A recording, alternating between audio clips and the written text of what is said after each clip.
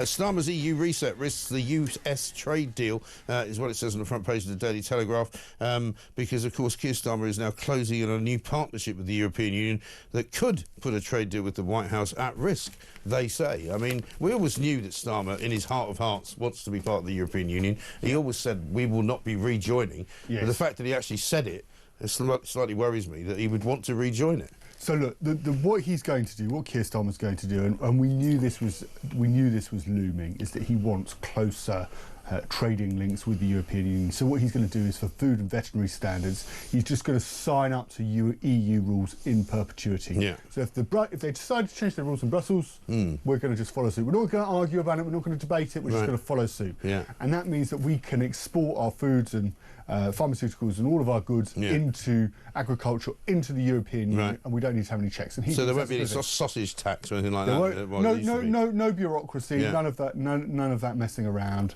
and we're just going to export it all to the European Union. It's going to be fine. Except, of course, Donald Trump was actually, and JD Vance just said it a couple of days ago, they like the idea of Britain actually striking a trade deal with the White House. Yeah. And Donald Trump, for his part, and JD Vance, they're going to want some deal for American food producers, so that they could export American foods into this country. And if you don't want chlorinated chicken, you don't have to have it. Right. But they're going to want to. They're going to want to sell it. But we can have chlorinated salad. We have chlorinated salad, exactly. The lefties don't ever mention that, do they? No.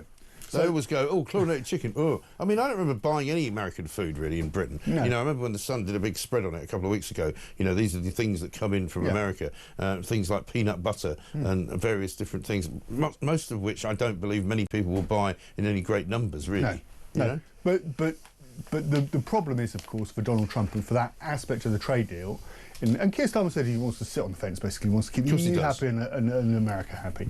But Donald Trump's not going to want. He's not going to be able to do it. No, he likes the idea of punishing the European Union, doesn't he? Because he doesn't like them. Yeah. I mean, he has said they do a great job. He has said that you know they were basically formed to damage America and to punish America and not to be friendly to America. So he doesn't want Britain to be aligned with them, does he? And if we're aligned with them, and he's not, he you know, just from a practicalities point of view, he's not going to be able to get what he wants on food standards because we're going to have to say, oh, sorry, Donald Trump.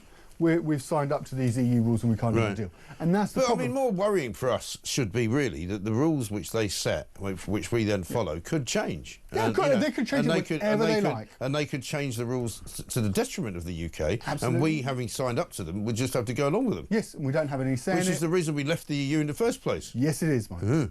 Yes. So you know, what's he doing, and why is he doing it? Well, he's doing it because he says, well, he wants to get rid of all the bureaucracy that big businesses feel that they face when they're trying to get goods into the European Union, and he wants closer trading alliance with the European Union. That's his reasoning. Yes. But of course, you're quite right. They're going to set the rules. They're going to change the rules. They can do whatever they like with the rules, and we just have to go along with the rules. Right. And that is exactly what people voted to stop happening, because we wish to have people who tell us what the rules are, democratically elected by the people in this country, not a bunch of faceless bureaucrats in the European Union. We're not going to, if this goes through, that's exactly what's going to happen. Yeah. They're going to set the rules, and we're just going to have to go. And what if their ruals say that we have to block American products? As the Telegraph suggests? Then we will have to block American products. It's bonkers, isn't it? Yeah.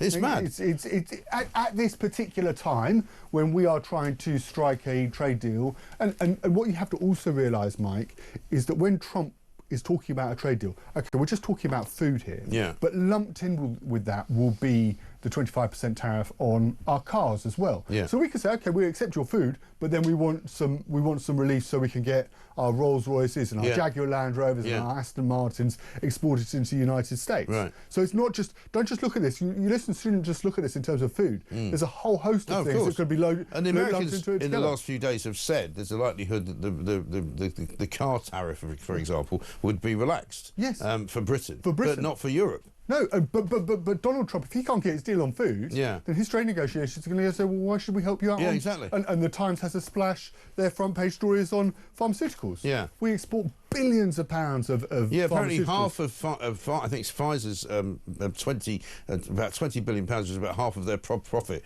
comes out of access to America. Yes, and these are highly skilled. These are good jobs. Yeah. But yes, we could, Donald Trump could secure us a car. And so here we are with Starmer once again sort of hurling himself in front of a train that he doesn't need to hurl himself in front of. Why don't you just stay standing on the platform and let the train go by? Yes. No, this is Keir Starmer's kind of modus operandi, isn't it? He can't see an opportunity to make things worse and not take it. No, you would look. Just let the EU go for a minute. It's as it is. Yeah. Don't sign up to any This is not the rules. time to be doing these negotiations, is it? Is what you're saying. Well, and look towards, pharmaceuticals, the car industry. Yeah. Those are really important. Those are highly skilled jobs that affect this country. Yeah. And, whether it be in the Midlands or in the Southeast with pharmaceuticals, and those are the jobs we want to keep, and those are the jobs we can grow, and get more jobs into those industries if we can secure that carve-out with the United States. But Donald Trump isn't going to give us that if we suddenly align ourselves with the European Union. Because, like you say, Mike, he hates the European Union. It seems like madness to me. I mean, I've got a piece in the Telegraph today about Starmer and the fact that he's facing this meltdown on May the 1st in the local elections because of the Sun stuff that appeared yesterday, amongst many other things, which show that there's been a huge shift from Labour supporting people in the Red Wall to Reform, and this is going to make it even worse, isn't it? I mean, this is going to make everyone, so basically anyone and everyone who wanted to leave the European Union is going to say, well, no thanks, but no thanks. Yeah, you betrayed us. Yeah. You let us down. You went back on your word. He always said it was a red line for Labour that we wouldn't join the single market or the customs union. And he's now inching back towards doing it. And he's putting us, the customs union, the rule, particularly the rules on the food and pharmaceuticals and food and veterinary, and the alignment there.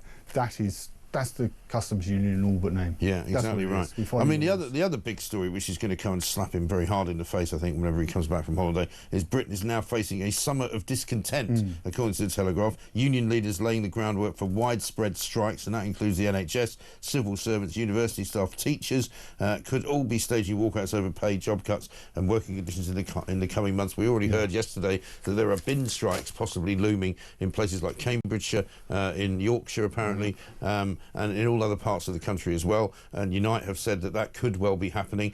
And we predicted this again, as soon as Labour got in, because as soon as they gave money to the train drivers, as soon as they gave money to junior doctors and nurses and all of the public sector workers, they gave the teachers a pay rise. They're not happy.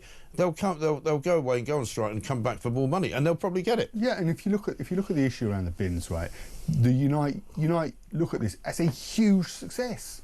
They've managed to grind, Birmingham just turned it into to get exactly what they want. A pigsty. A midden, as we would say in Scotland. And they've got exactly what they want. Yeah. And now they can just think, so we've created chaos here, and we can create chaos in any other city that we want to do. And Labour should have just nipped this in the bud. They should have seen this one coming. Because, of course, the accusation, and this is a fair accusation from the Tories, Andrew Griffiths makes it at the bottom of that article on the front page of the Telegraph. £31 million to union donations since Starmer became leader. Right. That's the number. 31 million. 31 million. Yeah. So the reason that the government doesn't, the Labour government, doesn't want to step in and condemn the trade unions is because the trade unions gave them money. Yeah. And actually, in this particular, they've turned Birmingham. It's like a public health. Oh, it's really it's not enough.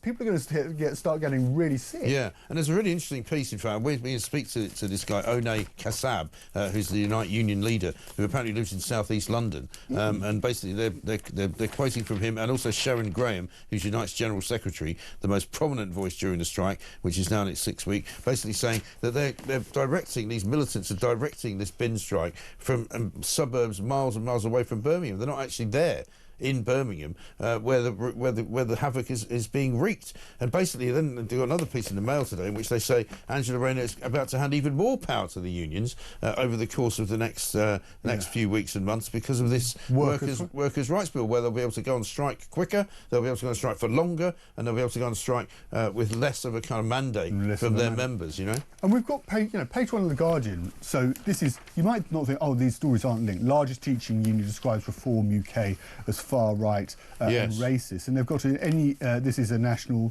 Education Union delegate from Nottingham saying we must call Reform out as a racist party, and we must campaign against them. Right. This is the campaign. These strikes, the chaos in Birmingham, is a campaign for Reform UK. This is what they want. Because then they get to turn around and say, well, this is a Labour government. This is what Keir Starmer said he was coming in to stop. That's why he you know, he was explicit, and Rachel Reeves were explicit in last summer, end of last July, when they said we're going to give £10 billion to public sector which pay they rises. then did. So we end this chaos. It's one of the few promises they actually kept. Yeah, they gave the money to the trade unions, and what do we have? We have chaos. You know, to end this type of chaos, to keep the country moving, and it is a campaign for. And it'll be a revolving door, basically, because as soon as one union gets paid off, another union turns up at the door and knocks and says, "Can we have a pay rise?" I mean, this is what happens with the train unions. First it was ASLEF, then it was the RMT, and then it goes back to ASLEF again. You know, it's like going ping pong. And all the time they're getting more and more money. Sarah Vine's written a piece in the Mail today. Who's really running Britain? Starmer, all the unions. Big picture of piles and piles of rubbish in Birmingham. Looking at the mess in Birmingham, it's all too clear. So we're back to the 70s again, which is what we've been saying for a while, with the unions running the country. It's not the winter of discontent of 1979. No. It's the summer of of 25. Yeah, 25. And I mean, how soon before, for example, we have problems with the power stations, and suddenly power cuts, and suddenly you know we get power station staff walking out, and then we go really back to the 70s with the 3-day week, and you know people sitting around in the dark because they haven't got any candles. And they haven't got any power, and they can't heat their homes, and they can't heat their water. I mean, you know, that's where we're looking, I'm afraid. Sorry to be the bearer of bad news, people. It's only 17 minutes past 6. I was hoping for a slightly more cheery message, but, you know, I'm afraid the summer of discontent is looming. And speaking of which, let's have a look at Jonathan Reynolds, you know, the new boss of British Steel, laughably, the fake solicitor, who's found himself on the most incredible career curve upwards you've ever seen. He's now running... you know, one of the biggest industrial organisations in Europe, right? British Steel. Here's what he had to say in Scunthorpe yesterday. These blast furnaces have given this country nearly a century of service in one case, so they know they need the future, and that might be a different model, different technology. What they didn't want was the unplanned, uncontrolled shutdown of the blast furnaces with thousands of job losses and no plan in place for the future. And by what we've been able to do, working with the brilliant team here at British Steel, is secure the possibility of that better future, and I, for one, am confident that we've made the right decision to support the people here. You know, in one of the pieces describing his visit there yesterday, apparently he went and they sort of put him in protective clothing and let him take some steel, molten steel, out of the furnace, right? And he actually said, "It was so hot, I thought I was going to melt." And you go, what did you think it was going to be like? You're standing in the middle of a steel furnace, you complete plonker. Yeah, look, it's and of course. By the way, he's going to China later on in the year because he's now gone back on the situation where they said, "Well, we think it was a bad idea to get the Chinese involved." He's going to China to negotiate a new partner for the steel business. Well, it beggars belief, and of course the coal, the coal that of course fuels these furnaces, and these furnaces can't. I didn't realise this. Once they're switched off, that's sort of if they go out, literally, you can't restart them. And the part of the crisis that we found ourselves in with Scunthorpe is that we can't get the coal in. Yeah. As a friend of mine who works in oil and gas sent me a message, you know, with a link to an article going back to just last September, in fact, you know, we had the opportunity to get our own coal, a deep coal mine in Whitehaven in Cumbria. Guess what happened? They shut it. They shut it. Yeah, friends of the Earth. And funnily enough, when I was talking to James Murray the other day from the Office of the Chancellor of the Exchequer, he said that the coal, this is the Labour line, which is wrong, by the way, the coal and the coke that comes out of that Cumbrian mine is not suitable for the blast furnaces in Scunthorpe. It's not true. It is entirely suitable, and the reason why they keep not mentioning the word coal or coke, and they keep saying raw materials, is they don't want anyone to be reminded of it. And some bozo in the press office or in the special advisors room has said, just don't say the word coal, just keep saying raw materials, and that's what they keep doing. And it's like, I mean, so they think we're idiotic here. So they think we're that stupid. Also, the other problem is that, you know, with the state of play going on with the coal that was being shipped in from Japan, nobody knows what happened to that, because we were told, do you remember, just in the lead up to the deal that was done yesterday, that the coal was on a ship coming from Japan, and everyone was going, why are you importing it from Japan? It now turns out that the coal that we got came from America, and there's some other coal coming from Australia. So what's happened to the Japanese coal? Don't know. Is it just sitting there somewhere in the middle of the North Sea? And the carbon footprint of putting all of this coal onto a ship and then shipping it, whether it be across the Atlantic, halfway around the world from Japan, through the Panama Canal, you know, who knows, through the Suez Canal to this country, is it? You know, there are polar bears dying because of this decision to close this coal mine. It's just, Which, or we could which, just you get, know, or we could just put it which on a they- lorry from Yeah. Whitehaven. Oh, yeah, exactly. Just, you know, dig what's underneath your feet. You know, it's absolutely unbelievable.